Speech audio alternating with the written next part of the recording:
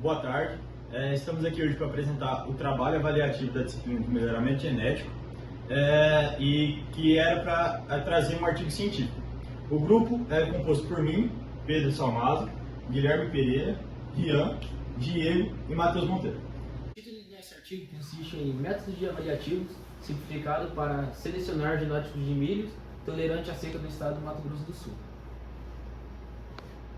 Esse é o nosso sumário. A ordem do nosso trabalho vai ser resumo, introdução, objetivos, revisão de literatura, materiais e métodos, resultado de discussões e referências bibliográficas. Aqui está um pouco do nosso resumo do nosso trabalho. Para começar, o milho tem uma grande importância econômica e social no Brasil, e o estado do Mato Grosso do Sul é um dos grandes responsáveis pela essa alta produtividade.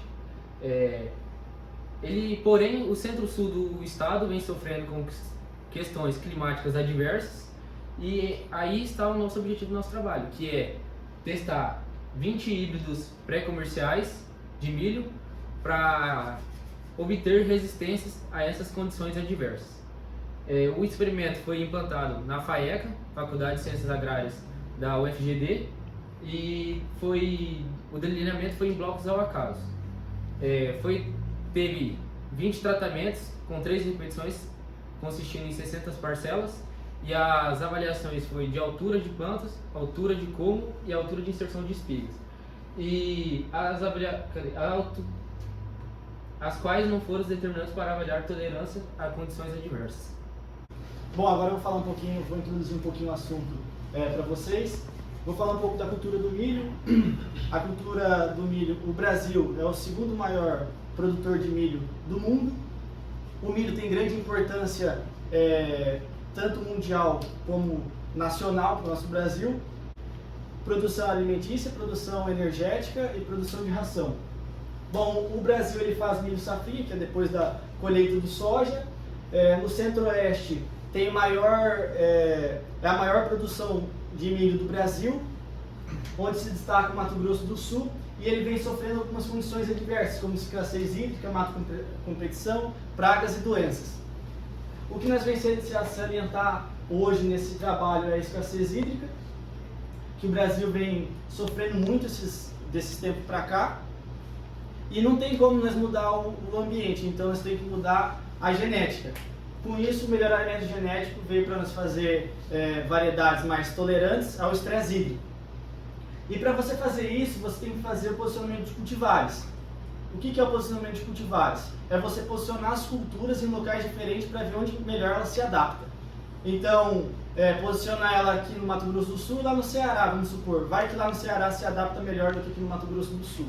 Por isso que faz esse posicionamento. O objetivo do nosso trabalho foi encontrar genótipos de milho tolerantes ao estresse, utilizando parâmetros avaliativos como altura de planta, altura de inserção de espiga e diâmetro de colmo. Bom, agora eu vou estar explicando para vocês um pouco sobre os materiais e métodos utilizados no experimento. A implantação do experimento ocorreu no dia 4 de março de 2022 e foi feita na FAECA, que é a Fazenda Experimental da UFGD. O delineamento foi o de blocos ao acaso e foi constituído de 3 blocos com 20 tratamentos, com parcelas de 2×5, totalizando 10 metros quadrados. E cada parcela constituía de 4 linhas de plantio. Agora falando um pouco sobre o preparo da área, foi feito as linhas com a plantadeira para a deposição do adubo, 250 kg por hectare de mato. A área não tinha registro de incidência com plantas daninhas e não houve a necessidade de fazer o manejo da área com herbicidas. A semeadura foi realizada por meio de matracas, manualmente. E foram realizadas aplicações de inseticidas durante todo o período da cultura no campo, com a necessidade para o controle dos percevejos. E no estágio de V3 e V4, foi realizada uma aplicação de ureia de 150 kg por hectare.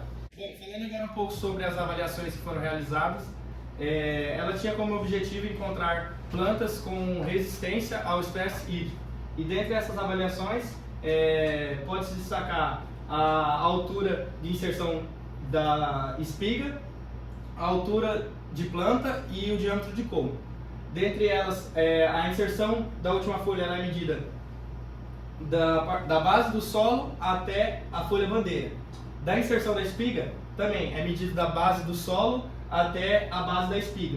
E a medida do diâmetro de como ela é realizada 5 centímetros acima do solo.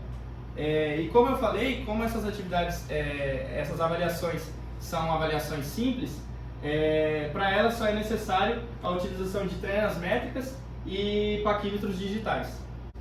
Foram coletadas 5 plantas de cada parcela e elas foram submetidas à análise de variância pelos parâmetros de Scott e Knott. Bom, dando continuidade, a gente vai falar agora sobre resultados e discussões, onde a gente avaliou a altura de planta, a altura de inserção de espiga e diâmetro de cômo, comparando os seus quadrados médios e percebendo que para tratamento a gente tem significância para a altura de planta e a altura de inserção de espiga. Isso significa que os genótipos são diferentes entre si, que cada cultivar, cada híbrido tem diferença entre seus genótipos. Já para diâmetro de cômo, a gente tem diferença na repetição, o que indica que o ambiente foi o fator que variou neste caso, não sendo o genótipo. Pode passar. Aqui a gente então tem as análises dos parâmetros genéticos, onde a gente tem a variância fenotípica, a variância genética, que é importante para a gente saber o quanto que tem de diferença entre os genótipos e quanto que o genótipo influenciou, e tem total correlação com o gráfico anterior, né? Mostrando que o genótipo tem alta correlação com o fenótipo, ou seja, o genótipo mais o ambiente forma o fenótipo, e você pode ver que os valores são bem próximos, o que indica que o principal fator que atuou na variância fenotípica foi a variância genotípica. Isso no caso de altura de planta e altura de inserção de espiga. Já para diâmetro de cômo, vocês podem perceber que a variância genotípica foi baixa e praticamente não influenciou na variância fenotípica. O que isso implica para o melhorista, né? O melhorista ele vai preconizar características que têm alta variância genotípica, porque essa alta variância genotípica vai permitir com que ele tenha alta herdabilidade, que nem no caso de altura de planta e inserção de espiga, a gente tem 96% e 86%, o que é bom porque ele tem a garantia de que esse genótipo, esse gene vai ser passado para a próxima geração. Esses fatores aqui de variância são importantes de se comparar, principalmente a variância genotípica, porque comparando a variância genotípica pela variância fenotípica, a gente consegue calcular a herdabilidade. A herdabilidade, ela permite que você consiga prever se o gene vai ser passado ou não para a próxima geração. Aqui no caso de altura de planta e altura de inserção de espiga, a gente tem 96% e 86%, o que quer dizer que a chance desse gene ser passado para a geração F1 é muito alta. Já para diâmetro de cômo, foi de 1%, o que é ruim para o melhorista, porque ele não sabe se ele vai conseguir ter o mesmo resultado para a próxima geração, porque o efeito do ambiente é maior, então ele não consegue calcular se o diâmetro dele vai ser maior ou menor, dependendo das condições adversas. Pode passar, né? Tá, aqui a gente tem as comparações dos gráficos de cada fator. Aqui diâmetro de cômo, vocês podem ver que ele variou bastante, não tendo muita correlação. Agora percebam que o gráfico de tratamento da altura de inserção de espiga e altura de planta tem correlação, onde a média ficou próxima para o genótipo 1, para o genótipo 2. Vocês podem perceber que já ficou mais baixo, sendo os genótipos mais próximos às médias, o genótipo 1, 6, 9, 15 e 18. Bom, e por fim temos a conclusão. Concluímos então com os resultados que obtivemos no nosso artigo, que com os parâmetros utilizados de altura de planta, altura de inserção de espiga e diâmetro de cômo, não é possível encontrar um genótipo com tolerância ao estresse hídrico. Entretanto, conseguimos obter outros resultados, como por exemplo, selecionar híbridos com uma altura acima de 1 metro, que pode facilitar na colheita mecanizada dessa cultura. Além disso, plantas com alturas mais baixas e inserção de espiga também mais baixa podem ser desejáveis para a tolerância do acabamento. A alta herdabilidade encontrada para altura de planta e altura de inserção de espiga facilita o trabalho do melhorista. Como o Rian mesmo falou, fica mais fácil de prever que essas características sejam herdadas para as próximas gerações do genótipo. Entretanto, isso não aconteceu no diâmetro de Como, que apresentou uma baixa herdabilidade.